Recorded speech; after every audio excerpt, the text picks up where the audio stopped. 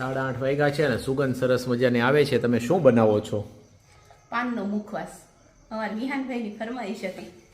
જો આમાં પાનના મુખવાસમાં છે ને વરિયાળી, ધાણા દાળ વરિયાળી ને ગુલકંદ ને તૂટી ફ્રૂટી અને બહાર અને કાથો આટલી વસ્તુ. પાન ખાસ. હા, પાનના મુખવાસમાં પાન થોડા અને ભૂલી ગુલકંદ જવાના. હોતે. હા, ગુલકંદ તો તમે બોલ્યા ને, ગુલકંદ તો આવી ગયું. હા, ઠીક. આપણે આટલી વસ્તુ આ હોય પાન જે છે એ કરી. પાન શેના હોય છે?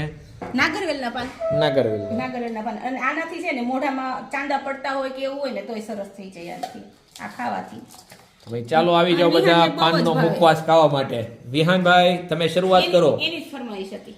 અને આ છે ને ગુલકંદ હાથથી જ આવી રીતે ભેળવવું પડે કેમ કે ગુલકંદ હોય ને હા એટલે બધા. ચાલો ભાઈ, વિહાનભાઈ પાનનો મુખવાસ ખાય છે. વિહાનભાઈ જલ્દી ખાવા મળો. પાછા કહેશો કે ચમચો લ્યો ચમચો. ચલો, હા બસ.